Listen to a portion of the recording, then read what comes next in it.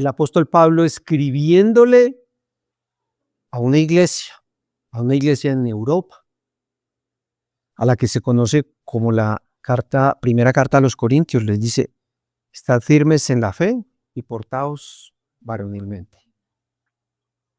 Pero mucho más antes, en Números capítulo 24, versículo 18, encontramos que al pueblo de Israel se espera que se porte varonilmente.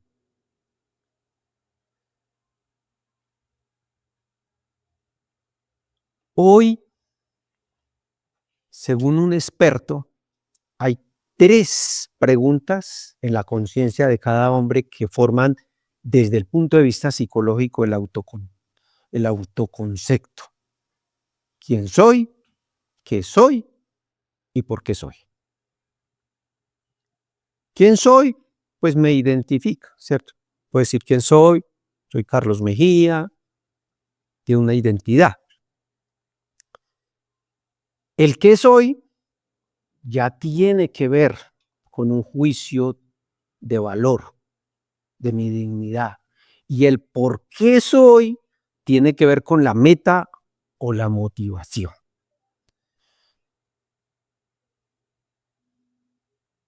¿Qué está pasando en nuestros hogares, en la sociedad, en la iglesia del Señor?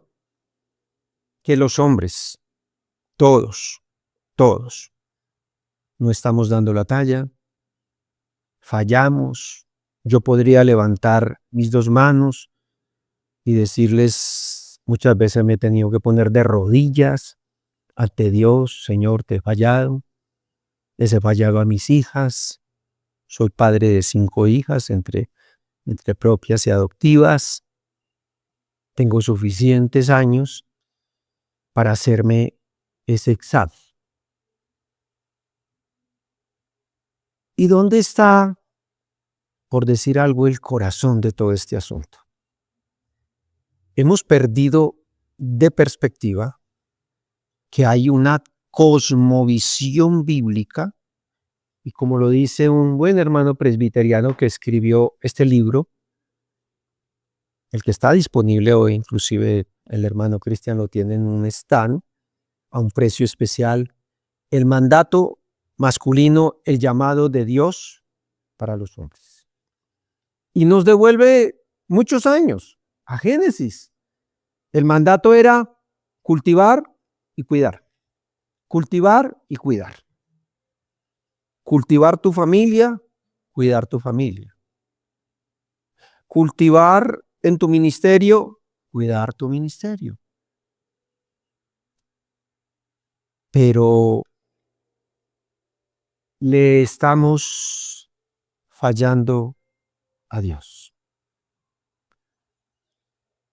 Y no tendríamos que ir mucho más lejos para nosotros ver lo que pasa alrededor de nosotros.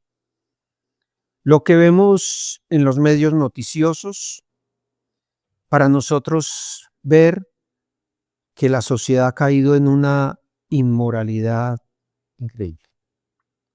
Pero no es solo cuestión de moral, es cuestión de liderazgo. ¿A qué se debe ese arrollador, atroz y feroz avance del feminismo? ¿Cómo está respondiendo el hombre hoy? Está respondiendo con violencia a eso. No está respondiendo de acuerdo a lo que quedó establecido en las Escrituras. Y en ocasiones confundimos que vamos a hacer como un armisticio si le cedemos muchos de nuestros roles a nuestras esposas o a nuestras hijas o a alguna persona del género femenino, a la suegra, a la mamá, a la abuela. Y no es ningún secreto que hay matriarcados. Pero la responsabilidad no es de ella, sino que nosotros le hemos fallado a Dios y le estamos fallando a Dios. No es un secreto y yo llevo 25 años en el ministerio como maestro, como pastor de almas, como líderes, como líder de hombres. Y realmente en ocasiones nos vemos en muchas dificultades para encontrar quienes sirvan de manera idónea, como lo dice en la Biblia. Nos vemos en muchas dificultades. Pero escuchen esto, hoy en esta disertación que como lo dice una buena definición, es un ensayo oral donde vamos a proponer un tema, ¿cierto? ¿Qué es el hombre? Mire que no dice quién es, ¿qué es? ¿Qué es el hombre? Y escuche esto, que hay un buen hermano, que fue un teólogo, ya de haber pasado a la presencia de Dios, del cual aprendí, un teólogo, un pastor por muchos años, y por mucho tiempo fue capellán de un hospital psiquiátrico porque su profesión secular era psicólogo. Y él nos deja, por decir algo, esta expresión, en un buen libro, por cierto. ¿Qué soy? Es la pregunta que señala nuestro rótulo entre la gente. Esta pregunta también puede señalar cómo se nos valora.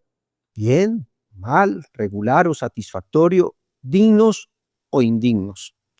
Y aquí hay una expresión de lo que él dijo que me llamó mucho la atención, superior o inferior. Porque en ocasiones nosotros nos vamos al extremo, ¿cierto? Contrario a lo que dijo el apóstol Pablo en Romanos 12, ¿cierto? Nuestra estima es por allá muy alta, o hay veces es por allá no valgo nada, no sirvo para nada, no. O sea, nos vamos al extremo. Porque eso es la pregunta que señala nuestra razón de ser o vivir. Cuando hacemos esta pregunta estamos pensando en metas o motivaciones. Vamos a revisar el contenido escritural de una porción que leí ahora, que es nuestro texto base, donde un hombre del talante del rey David,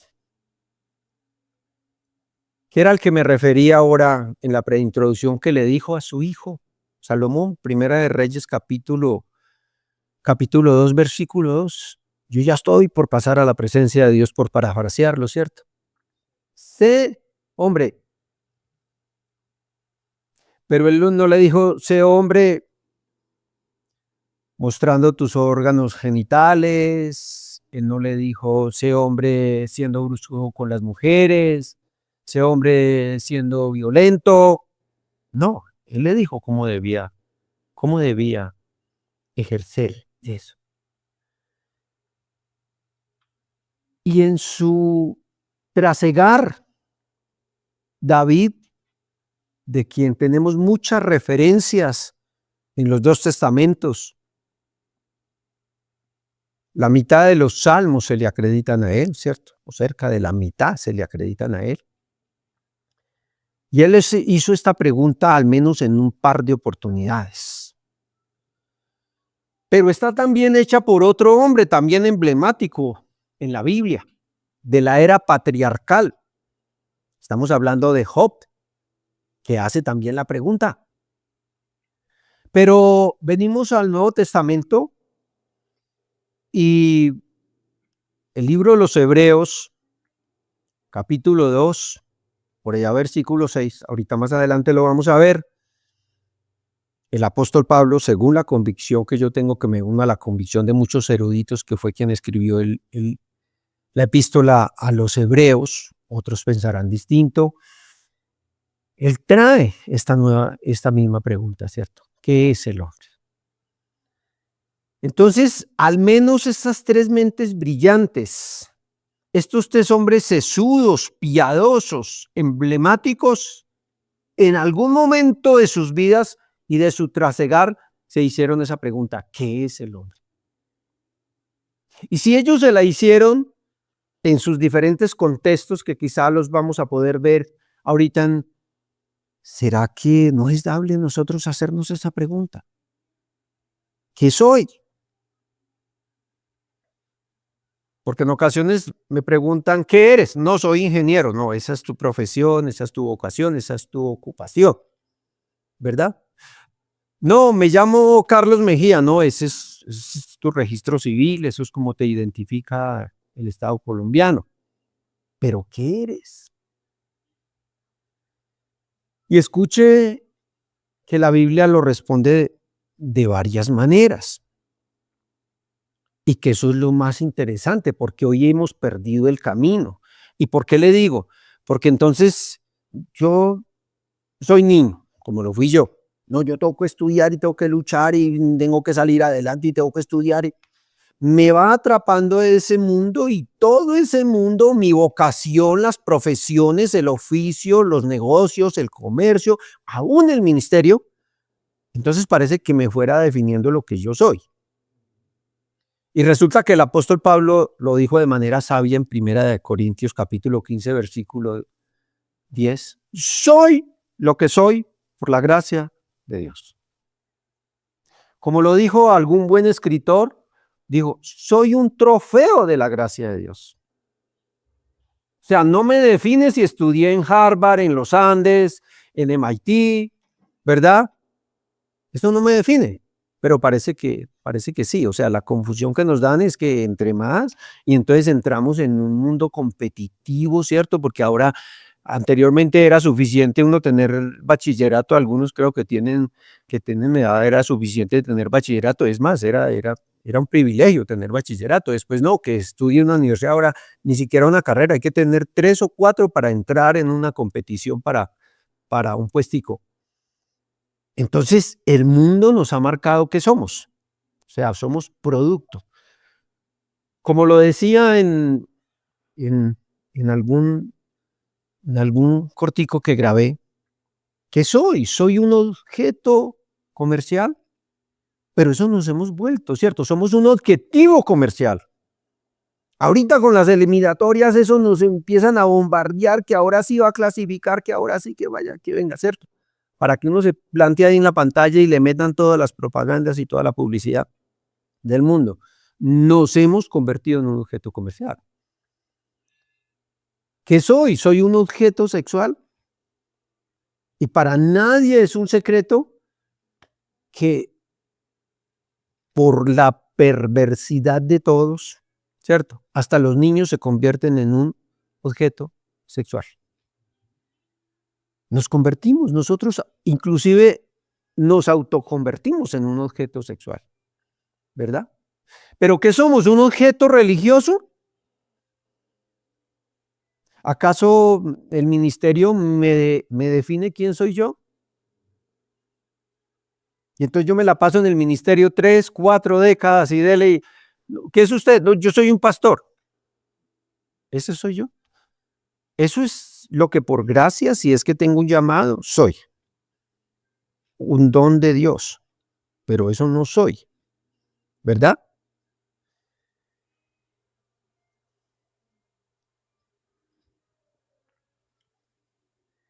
El hombre es semejante a la vanidad.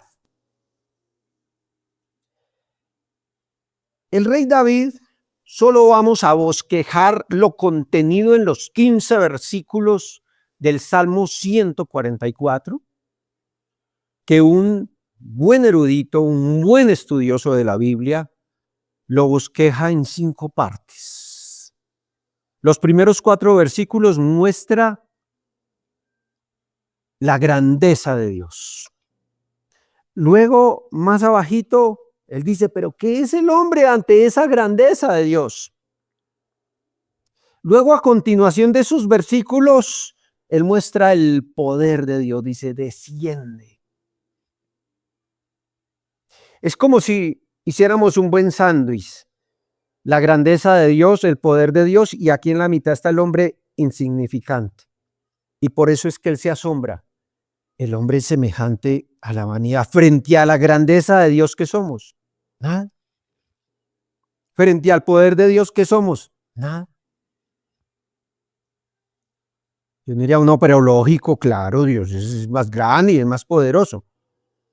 Si es lógico, ¿por qué nosotros queremos obtener logros en nuestras fuerzas? Si eso es tan lógico. Y por eso este hombre se pregunta. Y por eso Job se pregunta. Y no solo David se preguntó ahí en el Salmo 8, también se preguntó. En unos contextos muy especiales.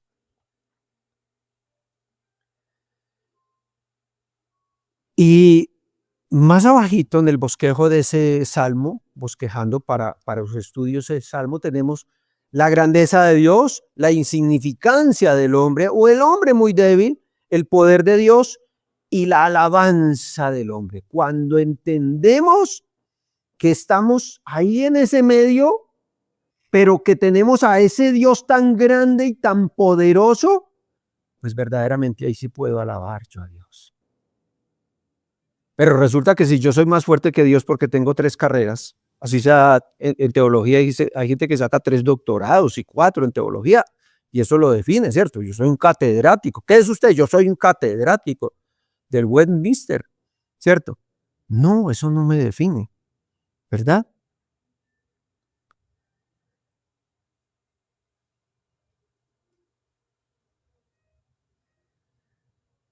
El hombre es semejante a la vanidad. Aquí vemos a un hombre como David, bien posicionado, rey. Un hombre conforme al corazón de Dios.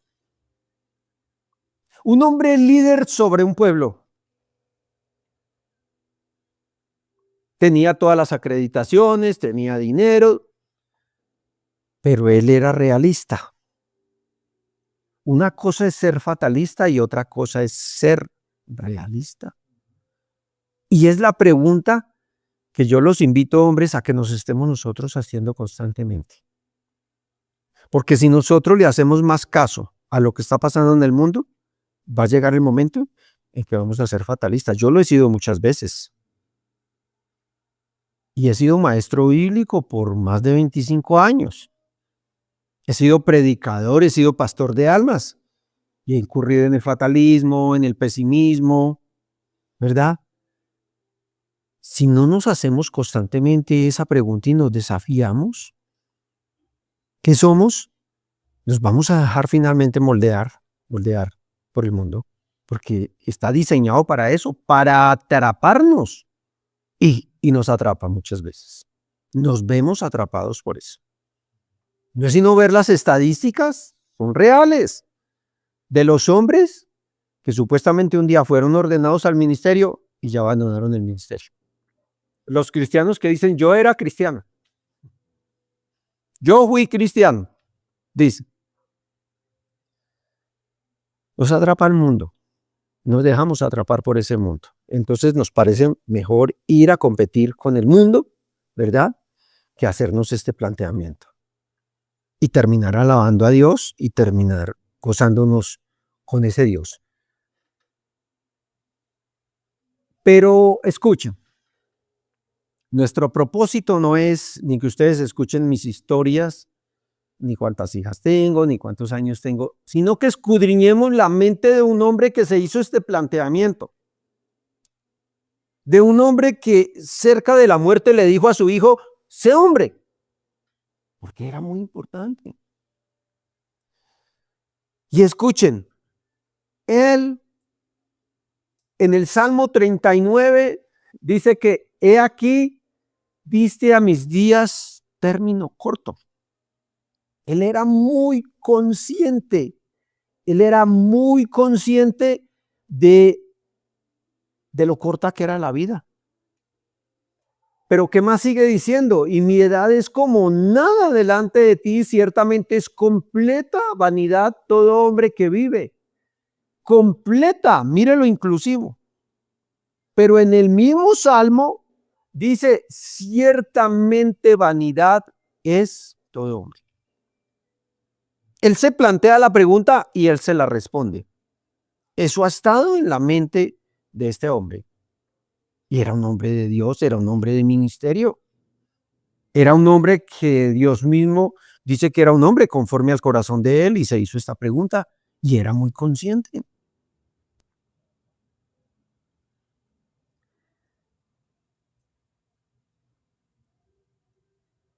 Quizá para algunos, y quiero lo que les dije ahora, quiero de manera muy sencilla, no dar por entendidas las cosas. Hay personas que de pronto no entienden la terminología, no entienden un término, y la idea es entenderlo. O sea, estos términos, todos que aparecen como vanidad, ¿cierto? Para la mayoría de ellos se utiliza un par de verbos en el hebreo, Hebel de Jabal, vaciedad, algo transitorio e insatisfactorio, ser vano en acción, palabra o expectación. O sea, algo transitorio, algo que decía, ¿qué es el hombre completamente? ¿Qué somos nosotros frente a la eternidad? Nada. Nada, absolutamente nada. Pero escuchen, un tiempo después de David, otro hombre, un emblemático hombre de la Biblia, reflexionó y quedó escrito para la posteridad. Mire yo luego todas las obras que habían hecho mis manos y el trabajo que tomé para hacerlas, y aquí toda era vanidad y aflicción de espíritu y sin provecho debajo del sol.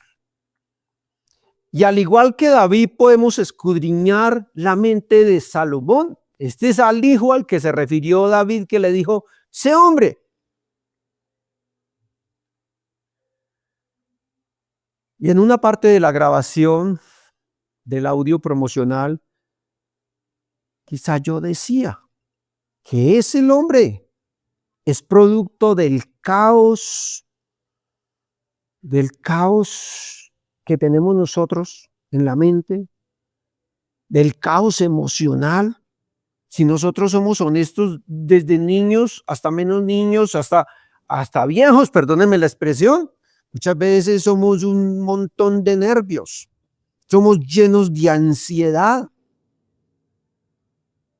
Y aquí está este hombre, Salomón, en ese estado, había perdido la comunión con Dios, le habían enseñado que tenía que ser hombre y que tenía que cumplir la palabra de Dios, se fue alejando de Dios y en un estado emocional caótico él empezó.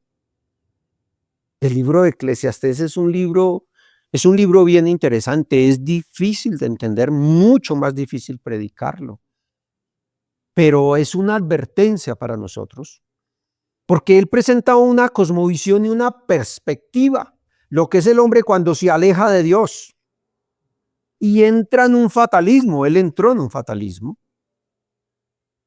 También hay trazas de pesimismo, también hay trazas de todos los sismos que hoy tenía. Hedonismo, no, pues yo voy a gozar de todo, ¿cierto? Voy a conseguir 1000 mujeres, muchos caballos, o sea, todo. Y hombres, se los estoy diciendo mirándolos a la cara. ¿Sabe cuál es la industria más próspera en este momento?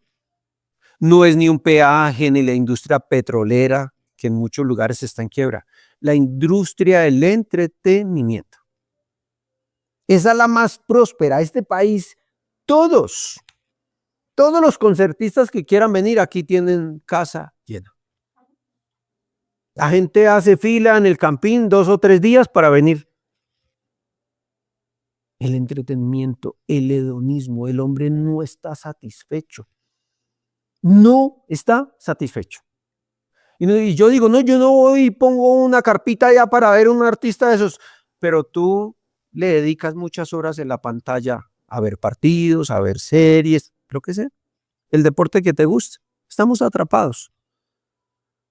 Y todo el capitalismo salvaje, ya saben que el hombre es un producto comercial y nos tienen, ¿verdad? Y más, trabajan al niño desde chiquito lo van trabajando punto a punto y cuando lleguemos ya. Y este hombre, en ese mismo capítulo 2 de Eclesiastés, este es el versículo 11 que cito, pero en el versículo 17 y en el 26 del mismo capítulo vuelve y se repite casi lo mismo. Y para ser más precisos, aparece este término vanidad cerca de unas 30 veces, dependiendo de la versión bíblica que tú tengas en la versión Reina Valera, ¿verdad? y aparece, o sea, debajo del sol unas 37 veces. O sea, aquí él no encuentra ya nada, ¿no? Sin sentido. Se ha alejado de Dios. Se ha alejado de Dios, ha disfrutado todo. Gracias a Dios que él recupera la perspectiva bíblica y en el capítulo 12 dice, ya está dicho todo, ¿cierto? Obedece a Dios, cúmplele a Dios. Pero si nosotros hombres somos bien sinceros, y yo sé que hay personas aquí que llevan de cristianos muchos años, ¿verdad? Aquí esto es interdenominacional, aquí hay personas, por ahí atrás están dos consiervos míos, el pastor Guillermo, quien sirve conmigo en la iglesia, el pastor Imer, hay algunos llevamos muchas décadas. Pero esa no es la pregunta ahora, como se lo he dicho yo a mi amado consiervo Guillermo, la pregunta no es qué escarapela tienes, cuántos años llevas en el ministerio, sino qué soy para este momento, un hombre que me ha alejado de Dios y ahora ya soy fatalista, no, el ministerio no va bien, el país no va bien, la iglesia no va bien, la familia no va bien, ¿qué voy a hacer con estos hijos? Un fatalismo. No, no, hay que obedecer eso.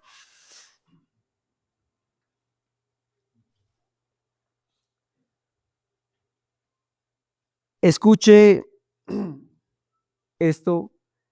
Aquí tenemos a otro hombre que mencioné ahora muchos años antes, ¿verdad? Muchos años antes, que dejó para la posteridad, para nosotros hoy, porque recordemos todos que la palabra de Dios es eterna, es por siempre. Esos hechos de Job sucedieron en la época de los patriarcas, aunque se escribió mucho tiempo después, ¿verdad? Pero quedó para nosotros hoy. Escuche, déjame pues porque mis días son vanidad, que es el hombre para que lo engrandezcas y pongas sobre él tu corazón y lo visites todas las mañanas y todos los momentos lo pruebes. Imagínese, este es Job, o sea, la tenía bien clarita el hombre. Y yo creo que ustedes concordarán conmigo que el Dios de Job no ha cambiado, ese es el mismo. Es el Dios inmutable, el que no podemos cambiar nosotros, no importa cómo esté este mundo, Él no ha cambiado, Él es el mismo.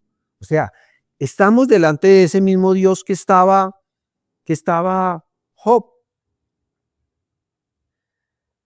¿Qué es el hombre? Porque uno puede pasar de largo y leer, decir, bueno, sí, pero eso justamente es la invitación que les hacemos a ustedes con este sitio. No pasemos de largo, o sea, dediquémosle suficientes horas a escudriñar la mente de estos hombres. Recordemos que está la palabra inspirada, exhalada. Este es el aliento de Dios.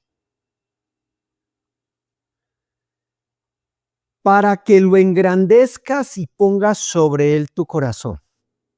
Podríamos quedarnos en esto, imagínense. Job, esa era la teología que tenía Job. Ese era el conocimiento de Dios que tenía Job.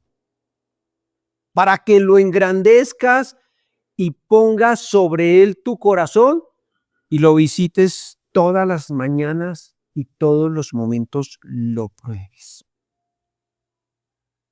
¿Qué podemos aplicar aquí, mis hermanos? Que aquí hay un Dios,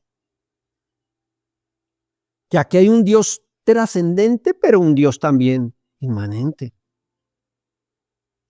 Que nosotros podemos gozar de esos privilegios que tenemos de las bondades y misericordias de ese Dios. Pero quizás sin excepción, todas las mañanas tenemos que hacer un quiz, que eso es lo que no hacemos porque este mundo nos lleva a toda.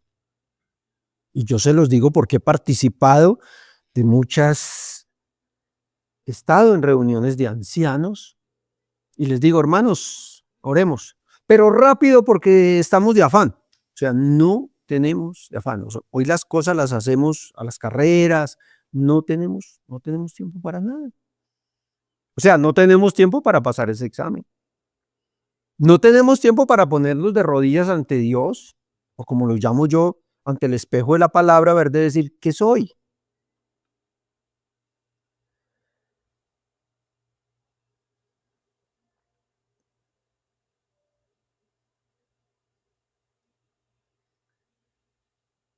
Sus días son como la sombra que pasa.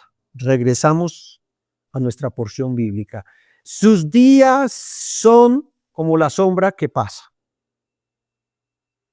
Aquí tenemos a un hombre también que era todo un teólogo, y como lo digo yo constantemente en el púlpito, cuando predico, todos, no yo porque tenga libros, no porque yo haya estudiado formalmente en instituciones, soy teólogo, no, todos fuimos reconciliados con Dios para conocer a ese Dios, y de eso se trata la teología, de conocer a nuestro Padre Celestial.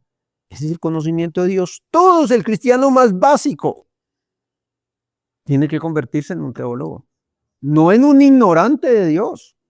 Si ya fue resucitado espiritualmente, si ya fue reconciliado, si ya entiende las cosas espirituales, tenemos que ser unos teólogos. No unos simples visitantes ocasionales a una silla de iglesia. No, tenemos que ser unos teólogos.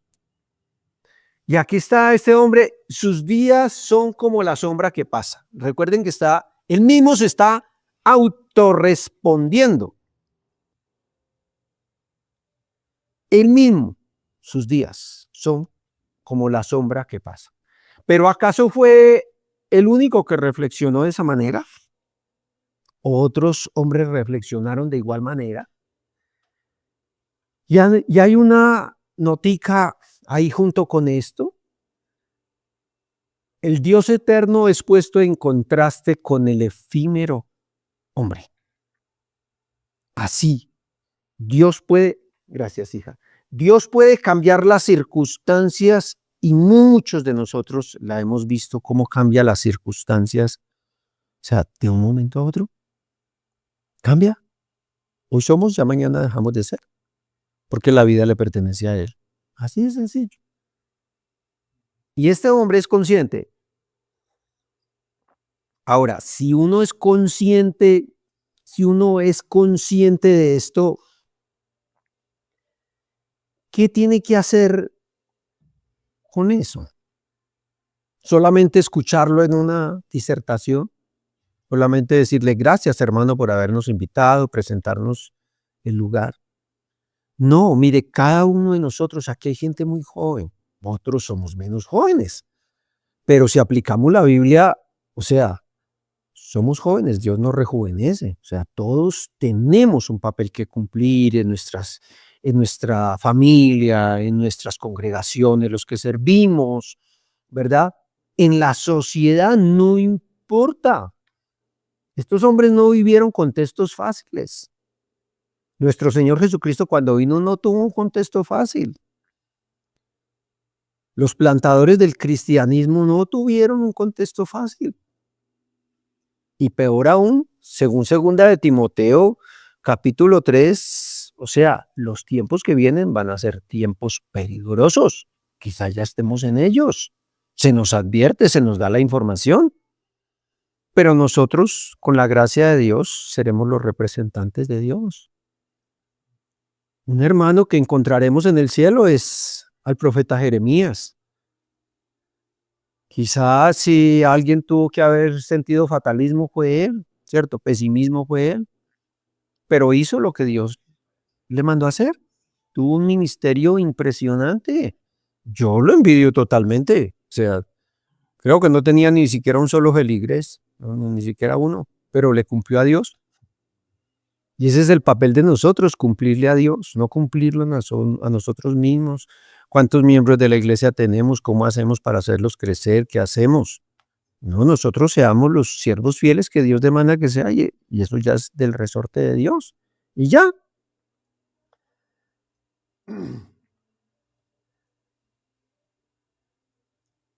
El ejercicio de escudriñar la mente de este connotado y piadoso hombre, como es David,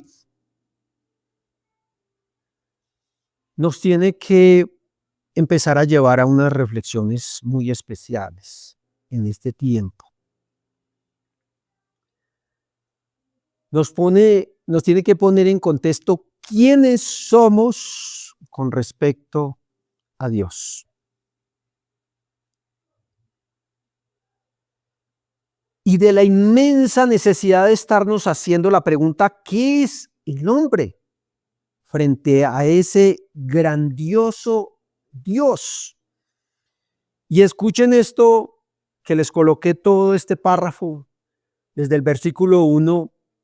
Bendito sea Jehová, y noten los pronombres personales. Mi roca, quien adiestra mis manos y mis dedos, misericordia mía y mi castillo, fortaleza mía y mi libertador, escudo mío en quien he confiado, el que sujeta a mi pueblo debajo de mí. Al menos una decena de veces, él sabe que con ese Dios puede contar. No vivimos tiempos fáciles ni en nuestro país ni en el mundo global. Y con mayor razón, eso nos debe volver en esta hora, volvernos a Dios. Y tener una actitud como este hombre. Él veía la grandeza de Dios. Hombres, tenemos que regresar a eso. No mirar si se arregló el problema entre los políticos, ¿cierto? Si las cosas van a mejorar. Oremos por ellos. La palabra de Dios nos manda a orar por ellos. Pero aquí dice, en escudo mío en quien he confiado. Y David era un general de 10 soles. Con las manos o con espada peleaba. Pero él en quién depositaba toda su confianza. En Dios. En quien he confiado, el que sujeta a mi pueblo debajo de mí. Oh Jehová, ¿qué es el hombre para que en él pienses? Pablo no necesitaba que los políticos pensaran en nosotros. Él la tenía clara, que con que Dios pensara en él, pero no solamente era que lo pensara, ¿cierto? Hay veces vamos a aplicar un principio de la Biblia que es pensar bien. Vamos a suponer que los 80 precandidatos que hay para el 2026, todos son buenos. Vamos a suponer, ¿cierto? Vamos a pensar bien. Pero aquí dice, para que lo estimes. Él ya da por sentado que es de mucha estima para Dios, que está en la mente de Dios. Y él se maravilla, él se asombra. Y yo pregunto, hombres, ¿tenemos ese mismo asombro? ¿Podemos salir hoy de aquí con ese asombro de este Dios, el Dios de David? Ese es el mismo Dios, el Dios eterno. El Dios que lo creó todo. El Dios que nos eligió desde antes de la fundación del mundo, dice la Biblia en Efesios.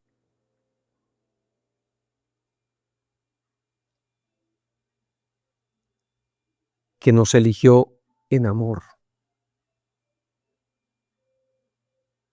Y nos eligió en amor para adoptarnos como sus hijos. Ese es el Dios que tenemos. Que nos redimió en Cristo Jesús. Que nos dio una herencia eterna y nos dio las arras del Espíritu Santo según la promesa. Dice el primer capítulo de Efesios.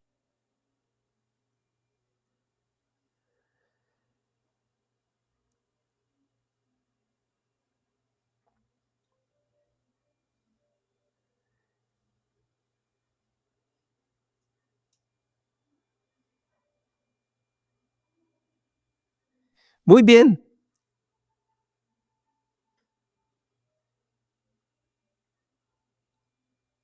Hay un versículo en devuélveme un cuadrito, por favor, Emma. Hay un par de versículos de un par de hombres que piensan un poco como este hombre. Solo sois vapor que aparece por un poco de tiempo y luego se desvanece. Pero Job, un hombre que tuvo una situación muy difícil permitida por Dios, un hombre piadoso, del cual encontramos una carta de recomendación en la Biblia, como pocos. Dios mismo les pide una carta de recomendación de Job. Pero este hombre reflexiona.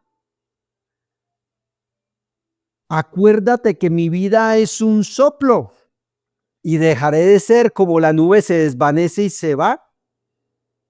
Estas expresiones están en el contexto en el que se plantea la cuestión, ¿qué es el hombre? Ahora sí te agradezco el siguiente cuadro. Y un buen hermano escribe lo siguiente, un párrafo que me pareció muy interesante traerlo. Las aflicciones de Job le enseñaron la brevedad de la vida. No solo en teoría, sino en experiencia propia. Durante los tiempos de prosperidad, la brevedad de la vida se convierte en algo fácil de olvidar. Yo sé que aquí hay estudiosos de la Biblia, yo sé que hay personas que conocen la Biblia, pero saben que cuando el pueblo de Israel estaba más próspero era cuando más se olvidaba de Dios. Saben que hay un salmo, el Salmo 78 dice, y volvía y caían y volvía a Dios y los levantaba. Y quieren que les diga una cosa, sé que pueden hoy argumentarse por todas partes, que hay pobreza, que hay desigualdad, y sí, yo no estoy aquí para controvertir eso. Pero si ha habido algún momento histórico donde Dios ha permitido que el hombre desarrolle todas sus capacidades, es en este momento. Y tristemente es el momento donde nos hemos alejado más de Dios. Más de Dios. Y quizá este es un llamado de Dios para nosotros los hombres a que recuperemos esa perspectiva. Durante los tiempos de prosperidad, la brevedad de la vida se convierte en algo fácil de olvidar. Las aflicciones nos predican que debemos usar nuestro tiempo sabiamente, teniendo en cuenta la muerte y la eternidad. Y yo se los digo con respeto porque yo sé que algunas personas de ustedes o algunos de ustedes se solidarizan con algunas personas, que hagamos una velatón, que salgamos a marchar, que digamos. Pero hay un solo versículo en la Biblia que nos alienta a que cuando pasen estas situaciones nosotros nos pongamos de rodillas delante de Dios. Por allá, Segunda de Crónicas, capítulo 7, ¿cierto? Si nos ponemos de rodillas, si nosotros recuperamos ese papel ante Dios. El gran Samuel, cuando el pueblo decidió acabar la teocracia, por decir el pueblo, porque pues Dios está al control de todo, ¿cierto? Y decidieron elegir un rey. ¿Sabe qué le dijo Samuel al pueblo? De manera muy noble, no la haríamos ninguno de nosotros. Yo pecaría si dejo de orar por ustedes y de instruirlos en el buen camino.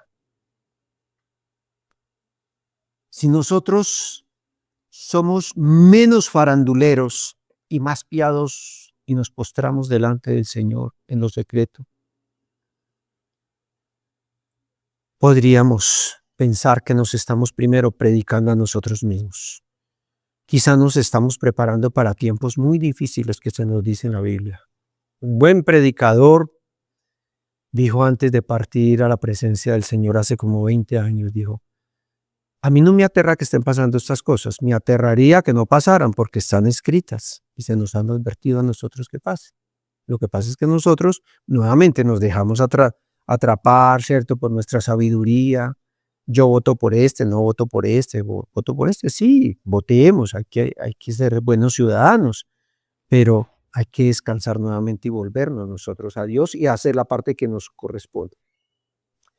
Con todo lo observado y fundamentado bíblicamente hasta este momento, podemos con conocimiento de causas sostener que la disertación en este día tiene todo su sustento en unas reflexiones puntuales y concisas y precisas extraídas del Salmo 144. Tenemos a un hombre como David que reflexionó, que él meditó, era todo un líder, bien ocupado, más ocupado que sumemos todas las ocupaciones de nosotros juntos y él tenía ocupaciones, porque lidiar con el pueblo de Israel no era una cosa fácil. Empezando que la primera guerra que tenía era con él mismo, porque lidiar con sus tentaciones, con ese hombre fiero que había dentro de él no era fácil. Necesitaba bastante tiempo para ocuparse de él.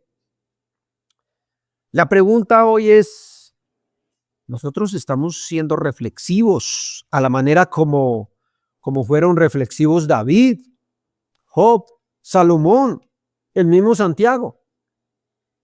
¿Estamos reflexionando en la verdad, con fundamento en la verdad?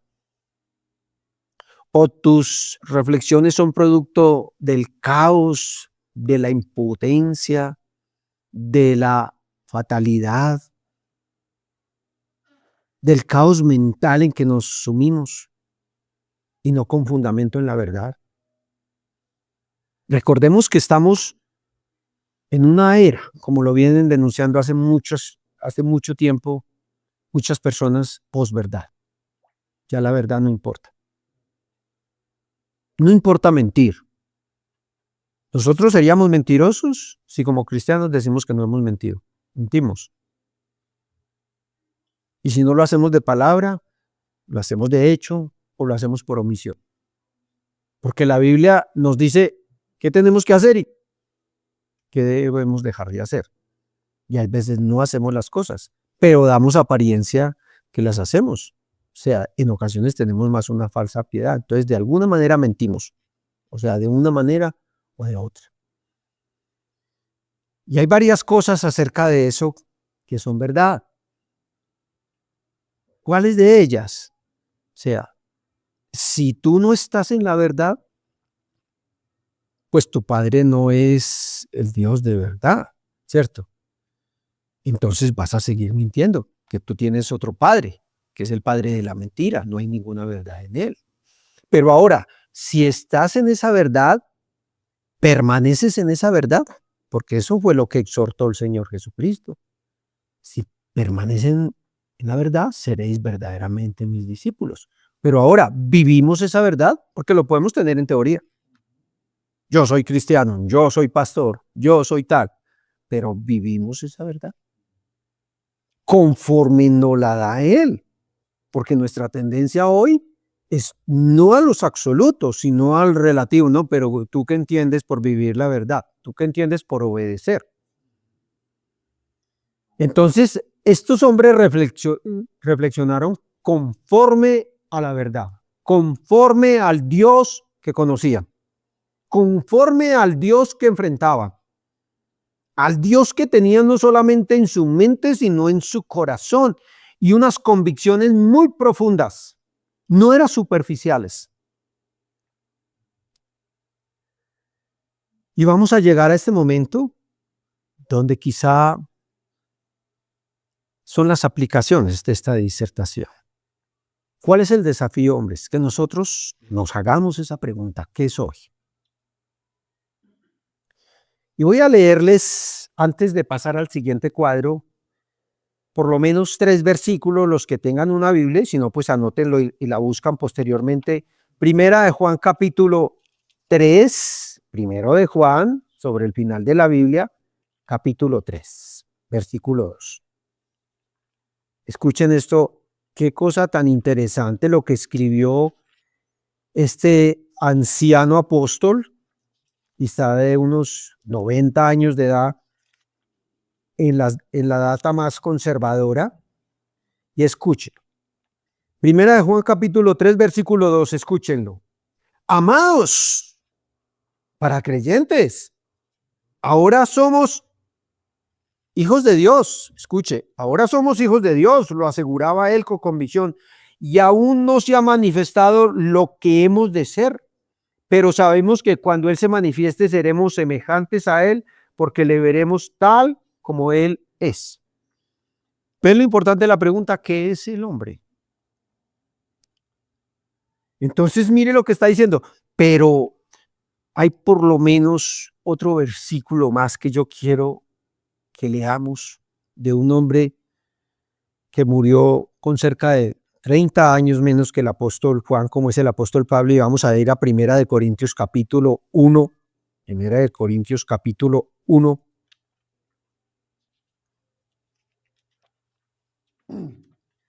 Y escuche la reflexión que hace este hombre. Un hombre creyente como el que más. Un hombre de ministerio como el que más. Y escuchen lo que escribe en el versículo 29. Voy a leerlo desde el versículo 28, Primera de Corintios 1, 28. Y lo vil del mundo y lo menospreciado escogió Dios, y lo que no es, para deshacer lo que es, a fin de que nadie se jacte en su presencia. Escuche esto, que aquí nos está hablando de algo. ¿Qué somos nosotros para responder a esa tesis? Sin Dios, somos como ese polvo del cual fuimos hechos, ¿verdad? Recordemos lo que nos dice desde Génesis. Dios tomó ese polvo y sopló aliento de vida y tuvimos vida, ¿verdad? Pero ¿qué pasó? El hombre cayó y pecó. ¿Qué somos? Somos hechura suya. Somos hechura suya. Eso lo dice la palabra de Dios. Es más, hay un versículo de Efesios capítulo 2, versículo 10. Somos la hechura de Dios, el poema, hechura de Dios. Y el apóstol Pablo en 1 Corintios capítulo 15, versículo 10, dice, yo soy lo que soy por la gracia de Dios. Recordemos que el apóstol Pablo pocas veces, no que no lo haya hecho, tuvo que utilizar sus credenciales apostólicas, ¿verdad? Pocas veces lo hizo. Es más, él, un hombre que estaba posicionado socialmente, un hombre con una procedencia social y económica muy alta. Tanto así que procedente de Tarso tenía la ciudadanía romana, que solo se le acreditaba a personas que tuvieran un determinado estatus. Él tenía un posicionamiento religioso y por eso le digo, ¿qué somos? ¿Un objeto religioso? ¿Y qué dijo el apóstol Pablo? Todo eso lo tengo por basura. Dejando atrás lo que queda, prosigo hacia la meta para asir aquel del que fui asido. Él se consideraba hechura de Dios, no hechura de este mundo, no producto del capitalismo, no producto del comercio, no producto del hedonismo, lo que nos gusta a nosotros, hechura de Dios. Y con esto en mente, quiero que mi hermano me ayude con el siguiente cuadro. Y pudieran ser muchas, y seguramente si ustedes se ponen y con el poder del Santo Espíritu de Dios, ustedes pueden sacar otras reflexiones. Pero yo he titulado esto Entendiendo las reflexiones de David en el Salmo 144. Para David, Dios era todo. Mi. Quien adiestra mis manos, quien adiestra mis dedos, todo. Pregunta, hombres, ¿Dios es todo para ustedes? ¿O su corazón está dividido? Decimos que somos cristianos porque no somos musulmanes, porque no somos mormones, porque no somos católicos romanos. ¿Qué concepto tenemos de Dios? ¿Qué somos? ¿Somos hechura suya? ¿Somos un trofeo de su gracia? ¿Qué somos? Asombrándose del atributo de la inmanencia de Dios en él y en el creyente. Asombrándose de la atención de Dios con él. Para que en él pienses, para que lo estimes. Este es el Dios que tenemos. Él se asombraba. ¿En verdad nos vamos a asombrar con ese tipo de Dios que no ha cambiado? Y que para estos tiempos y para los tiempos venideros vamos a necesitar más de tener una cosmovisión bíblica del Dios, no nuestra propia cosmovisión religiosa. Recuerden que tenemos una mente finita, pero para ser más precisos, difusa, confusa a causa del pecado. Y aquí hay otro libro que llegó a mis manos, salió hace como unos 20 años, Piense conforme a la Biblia. Está disponible aquí en la biblioteca para que lo lean. Estos es de los libros que voy a recomendar. Recuperando la cosmovisión bíblica. Porque hoy decimos ser cristianos, pero ¿qué cosmovisión bíblica tenemos de este mundo? Empezando que si no recuperamos toda la cosmovisión que tenía David acerca de Dios, ¿cómo vamos a trasegar por este mundo? ¿Cómo vamos a ser los embajadores que tenemos que ser de Dios si nosotros mismos estamos atrapados, si no sabemos qué hacer? Pero escuchen que hay otro libro, que ahorita en el siguiente cuadrito de pronto lo voy a sacar. Ayúdame con el siguiente cuadro. Frente a la grandeza de Dios, esas fueron las reflexiones de este hombre, le resulta incomprensible el cuidado providencial de Dios hacia el hombre. Dios es un Dios inmensamente grande. Y ustedes lo saben, hombres. Quizá yo podría levantar mis dos manos y decir que en algún momento de mi vida descuidé mi hogar, descuidé mis hijas, y uno lo maquillaba, estoy trabajando, ¿sí me entiende? Pero Dios no. Dios es un buen padre. Dios tiene cuidado de cada uno de nosotros. Siguiente. Para David es determinante confiar plena y completamente en ese Dios. No es un Dios solamente en nuestra mente, no es un Dios en nuestras convicciones religiosas, no es para pelear por un pelito teológico, ¿cierto? No es que Dios es así, Dios es así. Sí, nosotros estudiamos los atributos y las perfecciones de Dios, pero recordemos que Dios es uno, ¿verdad? Resulta incomprensible para ese Dios inmenso el cuidado providencial de Dios para el hombre. Dios sigue teniendo mucha misericordia de nosotros. Tenemos que recuperar toda esa perspectiva. Siguiente cuadro, mi hermano, por favor. Para David el hombre sin Dios, sin el Dios que piensa en él y pone todo su corazón en él, como lo dijo Job, no es más que vanidad y sus días como la sombra que pasa. No es más que eso. Pero aquí viene quizá la confrontación que está en la parte de abajo de su cuadrito allá. David era un ser, por más que nosotros no lo veamos de esa manera, porque era un militar y era un hombre corajudo, era un hombre rudo. Era un ser humano débil, frágil, un hombre necesitado, un hombre dependiente, pero solo y solamente de la grandeza y el poder de Dios. Él necesitaba, él lo tenía todo. Él tenía soldados, él tenía recursos. Yo muchas veces le digo, Señor, ¿cuánto necesito de ti? No sé cuánto llevo de creyente, esas no son las estadísticas, sino hoy necesito más que ayer, pero menos que mañana de ese Dios. Empezando para luchar, no cuando yo salga aquí y me encuentre con el ladrón, eso es lo de menos, para luchar contra mí mismo.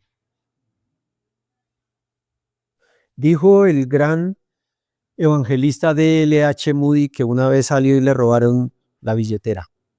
Y él reflexionó de la siguiente manera: Señor, gracias porque aunque en la billetera tenía algo de valor, en eso no está todo el valor de lo que tenía.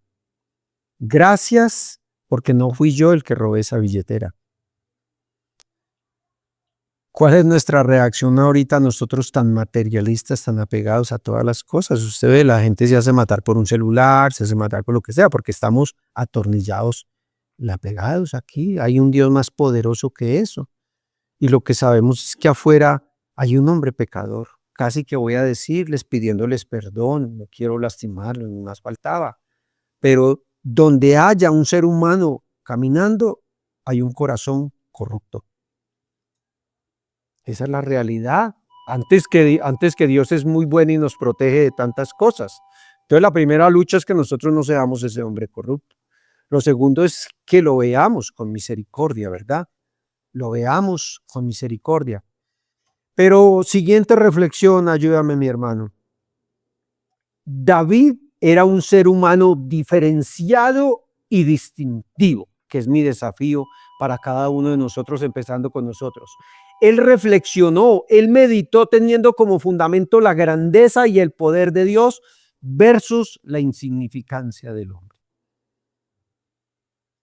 Hermanos, quizá si algunos de ustedes fueran lo suficientemente íntegros y sinceros con Dios, ¿cuántas veces son más las quejas que nosotros tenemos de Dios que lo agradecidos que somos por su grandeza y por su infinita bondad para con nosotros?